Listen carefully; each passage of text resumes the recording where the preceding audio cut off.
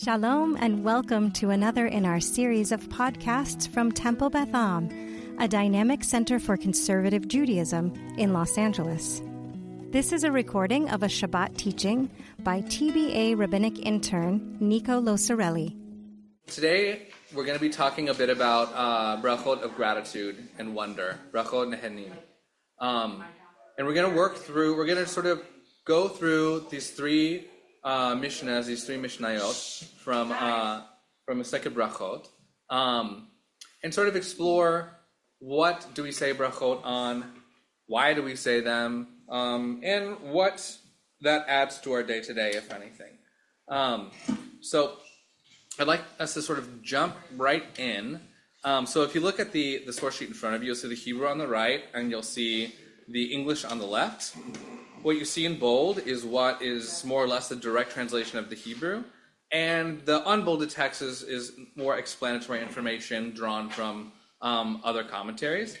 So if I could go ahead and have a volunteer read through the first Mishnah in English, just I think for everybody, and then we'll get cracking and we'll explore together. So do I have any takers on reading the first Mishnah? Yes, please. Do you want from the unbolded or the bolded? Let's do all of the English checks. I think it'll give us greater context. This Mishnah, which includes all of this chapter's Mishnayot, contains a series of blessings and halachot that are not recited at specific times, but rather in response to various experiences and events. One who sees a place where miracles occurred on Israel's behalf recites, "Blessed who performed miracles for our forefathers in this place." One who sees a place from which idolatry was eradicated recites, "Blessed who eradicated idolatry from our land." Perfect. Just pause right there. Thank you. So, what stands out to us here? What's familiar? What's unfamiliar? What strikes us as unusual or noteworthy, maybe? Well, there's the question of miracles. Mm-hmm. So, what constitutes a miracle? Great question. So, when you say that you're going to say a bracha based on a miracle, Mm-hmm. you have to be able to recognize from what is the miracle. Mm-hmm. And a miracle may be something that is small and seemingly insignificant, Mm-hmm. or maybe something that was very significant.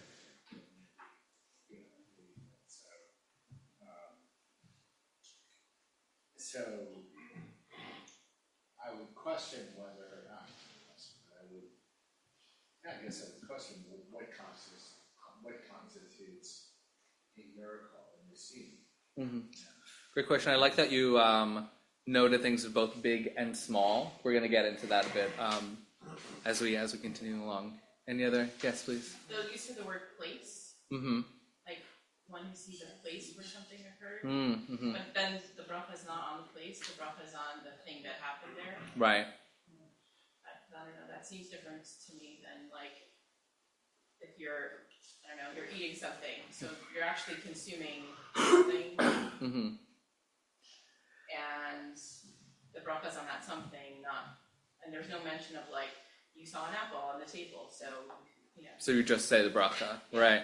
All right. It's interesting. So the Hebrew here is haroe makom she'nasu bo nisim l'Israel.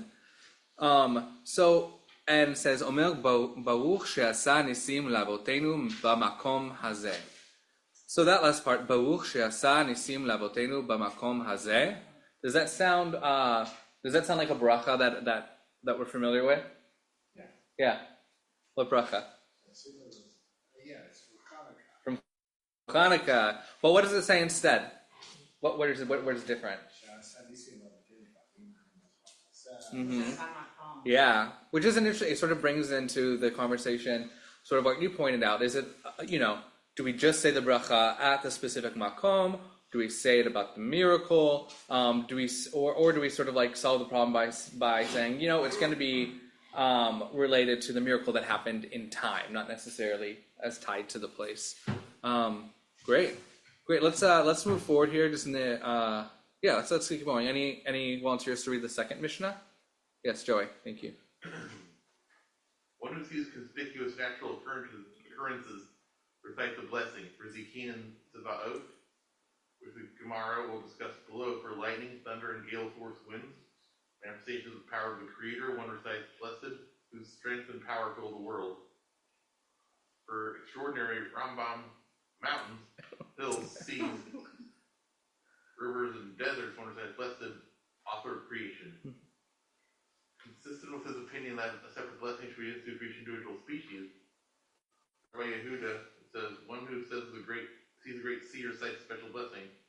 Blessed who made the great sea. As with all blessings of the sect, one only recites it when he sees the sea intermittently, not on a regular basis. For rain and other good tidings, one recites a special blessing. Blessed who is good and who does good. Even for bad tidings, one recites the blessing, blessed, true judge. Great, let's pause right there. Thank you. So there's a lot to unpack there. So let's go back to the top. I just want to translate two words that are untranslated in this Hebrew, this English translation, zikin and zevaot. So zikin, in the Albeck commentary says that these are like comets or shooting stars, and zevaot, earthquakes. So what kind of things are we saying brachot over here? The brachot are things that are unusual. Okay, things that are unusual. Okay.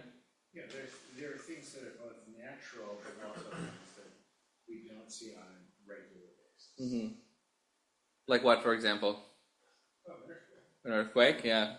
Yeah. Okay, or if we go, Yeah. we want to go see the shooting stars. You know, we Right, know yeah. when there are shooting stars. Right. We know, but those aren't on a regular basis. Not Right. like every night you go out Mm-hmm. Right, yeah. and you Yeah. see those shooting stars. Yeah, Joey? By the way, the best meteor shower there occurs around my birthday around August 11th, so Oh, really? the Perseids, so you might want to check those out. Ah. There's no place you can go. Templin Highway, just off of Interstate 5. That's Santa Cruz, that's where my dad and I go. Oh, great. Very nice. Dark enough to see them, but close enough to get back to LA easily.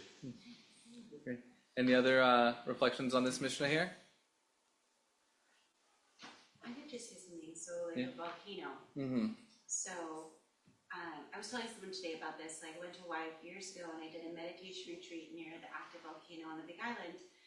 And someone was asking me, "Oh, what's the name of the retreat center? I want to go there." And I said, "Well, it no longer exists Mm-hmm. because then the volcano erupted and it's now covered under lava." Mm. And they were like, "Oh," and I was like, "No, it's okay. That's what volcanoes do." Mm-hmm. But and the people that owned this retreat center, while I was there, they said, "We know that one day this might be under lava, so we have insurance, and we're okay with the impermanence of it. Mm-hmm. But if they weren't okay with the permanence of it, or if they didn't have insurance, it would be disastrous. Or what if this was their only home?"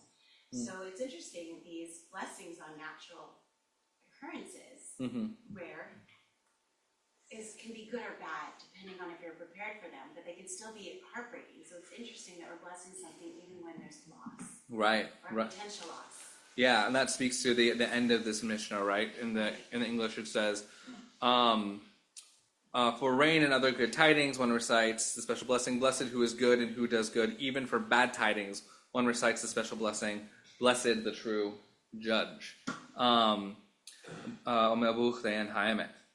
What's that word? So it's at the end of exactly. So it's the last couple of words at the end of the second Mishnah there. Bauch dayan haemet. It's when you hear that someone has passed away. Exactly. That's usually what you say. Exactly. So we kind of can see there's a couple things going on here, but while we're sort of like in that space, there is one side to this which I think is very beautiful, right? It can be like, oh, I saw a shooting star, or there was rain, or there was a rainbow, or there's a beautiful mountain, Hayam Hagadol, which is the Mediterranean Sea, and we say bracha, and we feel this connection to these wonders of the world.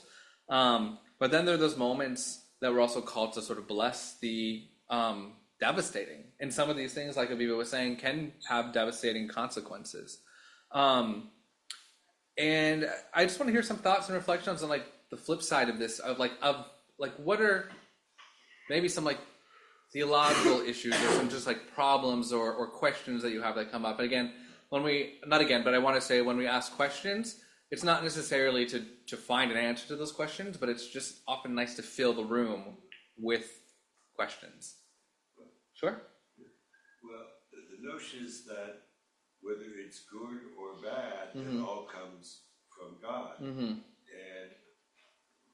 we say that, we say the line, Oseh Shalom Uvarei Et HaKol, but that's taken from Isaiah, where they changed it and said, Oseh Shalom Uvarei Et HaRa. Isaiah actually mentioned that God creates evil. So whether it's going to be evil or good, it all stems from the same source. I think in other Brachot it says you have to bless the good as well as you bless the bad, and vice versa. Because it all, the theory is everything comes from God. So it's not so strange that we're saying it here, because that's in conformance with the Rabbinic view of Brachot. Right. Piggybacking on what Alan said, it sort of reminded of the best manifestation of this from Job, and having all that he had, and blessing the Lord when it was good, and saying that the Lord giveth and the Lord taketh away. And it's more New King James version. Right, yeah. Well, it gives it sort of like the regalness that I think maybe moments like this call for. I have another question about it. Yeah. So, are we going to teach the thing about when you see a rainbow? I don't want to step on your toes. Well, it was mentioned, but I know the idea that you're going to share, and I want to hear it. I want to answer it. Okay, because actually it produces a big question. Yeah. Because if I had, this is a new sweater, it's very soft, I like it very much. When I put it on, I had a blessing to say, and it was clear that I was the one who was supposed to say the blessing, because I own it. It's my new garment. I get to say the gratitude blessing, it's mine. But there's this whole superstition that if you see a rainbow, you should tell someone, go outside and look up. You don't tell them there's a rainbow, you go outside and look up, and that way it allows that person also to discover the thing. And I think it speaks to a problem with all of these, which is, whose job is it, and isn't it a blessing in vain if we're all saying blessings on the same shooting star? What's the deal with these things that we all, it's very Seinfeldian, but what's the deal with with all of these things that they don't belong to me? So who am I? Who am I to bless it? And if it's, well, anyone can, is it okay that maybe 100 people at any given time are looking at the blessing the same thing? Given that we're so careful with blessings, there's so many other settings not to do that. Right. I find that really challenging. That is challenging, and that's not what I thought you were going to say. So I'm excited that about that. Yeah. So I want to hold on to that, and I want to say there's this idea about when we see a rainbow. So what is when we see a rainbow? What is the rainbow supposed to remind us of? The flood. God's promise. Exactly. And the word in Hebrew for rainbow is keshet, right? Which is also the word for literally bow, like a bow and arrow. So there's this idea that every time we see a rainbow, it's actually like God's bow and arrow. And that it's facing away from us because there was another opportunity for God to take us out. And God was like, I'm going to just, not this time. I'm going to put it down, and it's a sort of a declaration of peace. So even in this beautiful thing that we see that seems almost, ephemeral and innocent, there's like a sense of fear and trembling to it. That it's like, wow, this is like God's weapon. God maybe thought about taking us out and then decided not to, which I learned that last year. I thought that was mind-blowing. Yes. I always thought that the blessing when you see a rainbow was Zocher Habrit. That's what you do to remember the covenant. Exactly. So I think if everyone looks up and sees that it says Zocher Habrit, I think that's a positive thing for everyone to be able to do that. I like the idea that don't tell them that there's a rainbow because it doesn't have a surprise. I like that. I hadn't heard that before. That when there was that rainbow that we had not that long ago that went across the entire sky. Oh, it was incredible. It was right out, and my neighbor across the street said, go outside. She didn't tell me. I wonder if the Orthodox kids told her not to tell me. But she said, go outside and look up. And I walked out, and I had never seen anything like that in my life. and, a rainbow literally went from there all the way there, and it was a full So rainbow. cool. Wow. Yeah, it was crazy. It tells me something about like maybe the blessing that we're saying is blessing on the experience of discovering the thing, the news, the whatever. And every one of us can have that individual discovering. But part of me thinks that that's a bit of a cop out because we are so careful with blessing. But I also wonder, so another time that we say brachot pretty regularly is over food, right? There's I think many malchakot about many things, but what I learned, which was then recently challenged in class, which was great, so I'm thinking about it a bit more, but like that when we say blessing on a food item, this blessing is actually a means by which to transfer that food item from God's ownership to our ownership, right? So it's like transactional in a way, right? So, and it's more personal. But I then wonder, maybe as like one of many responses to this question of like, does it matter that so many people are saying a blessing over this natural wonder?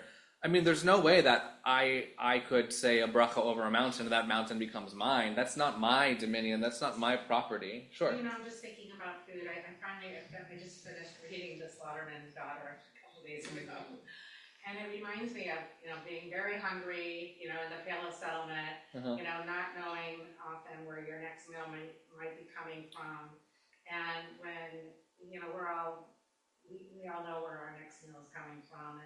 And so saying a bracha or washing before or eating our motzi or whatever might be really rote. And we're just doing it because we do it. But for people that really, they are really, blessed to have a meal right now, that they're not taking it for granted. Yeah, and I think thank you for saying that. I think that speaks to a really important part of brachot, of gratitude and wonder, that it's supposed to draw our attention to something that we might otherwise just ignore. The next time, God willing, you are in Tel Aviv or any part of Israel that you can see the Mediterranean, take the opportunity to say the bracha over Hayam Hagadol. Because I think that when we have these tools at our disposal, it creates there is this added element of wonder of oh yeah, I actually haven't seen the Mediterranean for maybe years or maybe at minimum 30 days, because there's this idea that if you see something, you don't say bracha over it every single day necessarily, but if you see it infrequently. So with the Yam Hagadol, the Mediterranean, the rule of thumb is kind of every 30 days. So if I haven't been to Tel Aviv for 30 days, or I haven't seen the Mediterranean for 30 days, I can say the bracha again. And I think it just adds a level of wonder and awareness, because we could just sort of show up and okay, there's the Mediterranean. But it can create an opportunity to think about the fact that this is this giant sea that connects the Near East, Europe, North Africa, and to think about all the things that have sort of transpired in this area. It opens up an opportunity, right? Great. Let's finish off reading this Mishnah, and then in the interest of time, I want us to just keep moving forward. Does anybody want to read the third Mishnah for us? It's kind of long in English, so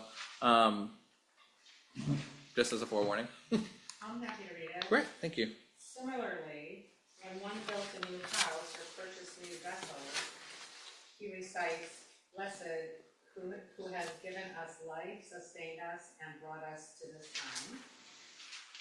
The Mishnah articulates a general principle. One recites a blessing for the bad that befalls him, just as one does for the good. In other words, one recites the appropriate blessing for the trouble that he is experiencing at present, despite the fact that it may conceal some positive element in the future.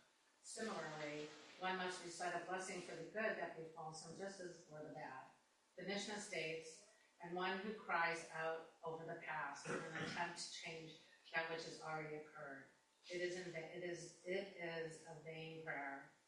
For example, one whose wife was pregnant and he says, may it be God's will that my wife will give birth to a male child, it is a vain prayer. Or one who was walking on the path home and he heard the sound of a scream in the city and he says, may it be God's will that this scream will not be from my house. It is a vain prayer. In both cases, the event already occurred. Right. Right. I think this is such an interesting statement, and before I say anything, I want to hear what everyone else has to say. There was a source of something in one of the Haftarot about someone coming to a town, and he says there's a big, he sees there's a big fire there. He says, "Boy, I pray that this is not my house." And this is that concept of praying for something that you have no control over, that's already taken place, would be a brachot of a vain prayer. Right. But then what about when we say Baruch Dayan Ha'emet, the person who already died? I think that's more of an acknowledgement of the fact that it has taken place, and it's not you're hoping for a different result. Got it, right. Okay. Anything else? I think it points out. I think that this is one more way that we can express the difference between blessing and prayer. Blessings are one of the categories, like a rectangle is a square is a type of rectangle. Not rectangle isn't necessarily a type of square. It's that same deal with prayers and blessings. I think that this is a differential. We're not trying to affect the universe with it. Right. And I think that's sort of like the key that sort of bridges these two ideas, and that like when we say Baruch Dayan Ha'emet, we're talking about something that's already happened, and I think it is like an acknowledgement, like Alan said, and also it's sort of like it doesn't make a whole lot of sense to say like, please don't let that be my house, even though we all do that, of course. Like it's a natural response to be like, please let my house be okay, let it be okay, because the thing has already happened. And people do that. People do that, and I think it's human nature. Big fires. And it is a vain prayer. Yeah. I mean, it is a vain prayer. It's about it's self-centered, and egocentric, but I think that's really human. Right. I think in a way it speaks to the fact that like we oftentimes when we feel powerless, one of the tools that we turn to is prayer or saying brachot, right? Like when we just don't know, like that is what is at our immediate disposal. Like you could say, for instead, I hope everyone gets out of that house. I hope the firefighters make good decisions. I hope they don't lose everything. Right. I hope that their pets are safe. Yeah. Right. It's your own, your house or your neighbor's house. So it's like a switching of what you have power. If you think prayers have power, we all pray, so we must assume they have some power. We assume that someone's listening. Maybe it even softens our own heart when we pray that way. But you think about to just shift it. Like I heard when you hear a siren go by, like a fire truck, an ambulance, that moment, besides moving to the side of the road, but can you pray like, I hope everyone's safe. I hope the doctors make good decisions. And I've been doing this for the past few weeks, and I really feel like a softening on my heart. Who knows if it can enact any change at all, but it's a great way to think about it. Instead of like, I'm stuck in traffic. Being like, I hope the doctors make good choices. I hope their family is okay. My granddaughter, our kids used to live on a really busy street in Washington, D.C., on New York Avenue. Interstate. And that really is an interstate. And my granddaughter used to freak out every time the sirens would go down because there was a hospital very close by. And Randy, my daughter-in-law, explained to her, if it was the police, that basically they're taking someone to get better. And so she learned to say, whenever she heard a siren, she would say, "Help is on its way." And that's beautiful. Was how the same kind of concept. Yeah. What's your name?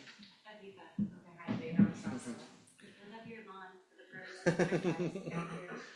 There's I had this teacher. I had this teacher Vered last year for our class on Malachim on Kings in the Tanakh, and there were always sirens. It was Jerusalem. There were always sirens, whether it was an ambulance or a police car or, God forbid, a rocket siren or something, which were, when I was there, very rare. Thank God. But the halls of this conservative yeshiva where we were just very echoey, So if a siren went by, it would be like ear piercing, even more than when you were outside. So it couldn't help but draw our attention. And there was always this moment of like, what do we do? Like, is something going on? Should we check our phones? But Vered would always just say, Refuah Shlema. That would be always her response, Refuah Shlema, acknowledge sort of like the palpable sense of like fear or insecurity that this sound could create, and she would choose to say refuah shlema, sort of in the same vein of what you're both saying, that like maybe we can take this opportunity of uncertainty and have a, you know, as best as we can, positive reaction to it. And I also don't think that's necessarily to denigrate the natural human reaction of the fear that comes with it. Maybe my house is, God forbid, burning down. Maybe my loved one, God forbid, is burning down. But I think that sometimes when I remember this came up in class once when we looked at this, someone said that when we say something like this, in a way we're saying, oh, I hope it's not me, I hope it's someone else. Like there's an element of like, whether we mean to or not, wishing harm upon somebody else, which is definitely not something that I don't think that I want to do with my davening, with my prayer. But it's something that I think that we do inadvertently. So it again gives gives a lot of power to words. I mean, we're talking about words here, and it just shows that they really have power. Okay, we're gonna say something. I shared this with Rabbi Chorney earlier. Bob and I were on our way back from DC on Tuesday night, and as we were going to our gate, you know, we passed security. We saw paramedics and stretchers, and then I see people on the floor, and I see somebody doing CPR on somebody, and there were a couple kind of looky-loos watching and waiting, and I'm like, don't look, you know, like don't stare, don't, you know, like go by. I had never seen anything like this face to face, and I turned the corner and I was ready to collapse. And the first thing that came out on my way to collapsing, before I didn't know what to say, but I knew there was something I should be saying. You know, I did say to myself, there by the grace of God go I, because like that's not me laying there. I mean, that was the first thing that came to mind. Was like, oh my God, the first thing that came to mind is, I can't believe this is happening right here. And then I don't want to watch this. I couldn't believe people were watching it. But then the second thing, I was like, it could be me, and it's not. And then the third thing was praying to God, you know, for that person. But I didn't know what to say, so Right. I just said Shema. You know, right. Like, yeah, it's like I feel like there's always a sense of like we need to do something, and what can we do? There should be something. I mean, this is what I talked to my ritual rabbi about. That there should be something to say, and it didn't seem right. I mean, we did say, well, did we say Well, the guy's not dead. We don't know if he's dead. Like, do you say that only when someone dies? Right. Or just when something bad happens, or because it could be the bracha that you say when you witness something like that. So, Right. Anyway. Well, that was a question of how to commemorate them. Right, and that for myself, because I needed to contain it, hold it, and there was no other way to reframe that this guy wasn't going home tonight, and somebody was waiting for them at home, and Right. and that man wasn't going to get there. Right. You know, either way, you know, if he lived, he was going to the hospital. So, but it was going on for a while. It's like, even thinking about it, makes me sad. Yeah. I appreciate you sharing that. Thank you. It's interesting this idea of blessing on the good and the bad. I want us to flip to the next page and shift gears a bit, and we're gonna bring sort of like these ideas together. We're gonna move from from portrait mode to landscape mode here, and I just want y'all to take a couple, just take like 30 seconds to sort of like look through these brachot and sort of see, just see them and have them at your disposal. I know that they're available to you. These can be found at the. These are from the back of Siddur Sim Shalom for weekdays. Anyone here remember when Rabbi Cliff told me the little cards? The little bracha cards? I don't. I may have not been here for that. Waiting for Okay. But you don't remember Diane or Alan? They were like a little, like a business card size card, and it had the bracha, like a lot of these brachas. Oh yeah. I don't think I was there. I don't think I was here then. So. Maybe we could do it again. Yeah. There you go, guys. That's a good idea. Now, but it wouldn't be Yeah. the first time I forgot something.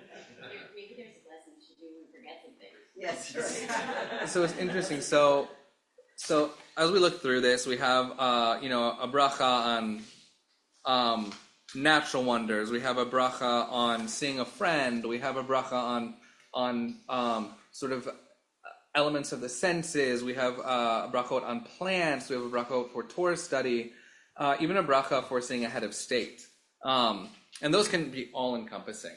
My partner and I have been watching. We just finished Disney Channel's sort of like rendition of Percy Jackson, which is about like a young boy who realizes that he is. This is funny to be teaching this class, but he realizes that he's like a demigod, and there's this whole story, and it deals with like the Greek gods, right? And I thought to myself, at first I was like, oh, this is a really cool show. I still think it is a really cool show. Then I was like, man, there's like a god of the ocean, there's a god of war, there's a god of the underworld. It's like, who do you know who to talk to? It seems exhausting. But it's interesting because like when things are separated like that, there's like a level of, I think it can give us like a level of convenience and comfort to say that like when something bad happens, it's because of the god of the underworld. Or when something bad happens, it's because of the god of, or something good happens, I don't know, I got a good fish, it's because of the god of the sea.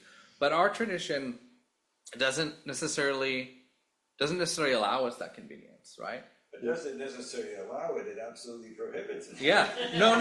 What I mean, of course, of like, what I mean by like that sort of allowance, of course, like prohibits like worshiping any god but Yod He Vav He, but that is to say that like we acknowledge that all things come from the single source, which then forces us both to stand in the wonder, to stand in the complexity, to sit with the discomfort, the anger, and everything that comes with it. I guess that's kind of the main thing I wanted to sort of take away from this. And did you have something to say? No, just realizing how remarkable it is because a few weeks ago at Sudash Street with some of these same people, you're revisiting the words of the prophets, Vayoma Hui Adonai Echad U'Shmo Echad, and different pieces of Talmud actually of where the Bible was, and the idea that on that day God will be one God, that the proof text of the Gemara brings is that, or rather this is the proof text that the Gemara brings to say, and then on that day, there will only be one way of responding to all news. It will all be Brachot Meiti. There will be no Baruch Zayin Emet, because there will be this acknowledgement of the actual and absolute oneness of God, that all of it goes towards one plan in the universe. So it's resonant for me. I've still been sitting with that idea, but I appreciate this idea of one of the purposes of Brachot being the unification of God. But that's what we're doing, is we're actually bringing all the aspects of God back to the same address. Right. Thank you. I read about that this week. About the attributes of, right, okay. So before we close and move into Mariv, if you could just flip to the very back here, we have a quote by Abraham Joshua Heschel that I'm just going to read here for us to sort of meditate on and take away. The insights of wonder must be constantly kept alive. Since there is a need for daily wonder, there is a need for daily worship. This is one of the goals of the Jewish way of living, to experience commonplace deeds as spiritual adventures, to feel the hidden love and wisdom in all things. With that, I thank you for being part of this shiur and for all of your insights and reflections. You have been listening to another in our series of podcasts from Temple Beth Am, a dynamic center for conservative Judaism in Los Angeles. If you enjoy these podcasts, we invite you to write a review on the Apple Podcast site or wherever you get your podcasts. For more information about Temple Beth Am Los Angeles, go to tbala.org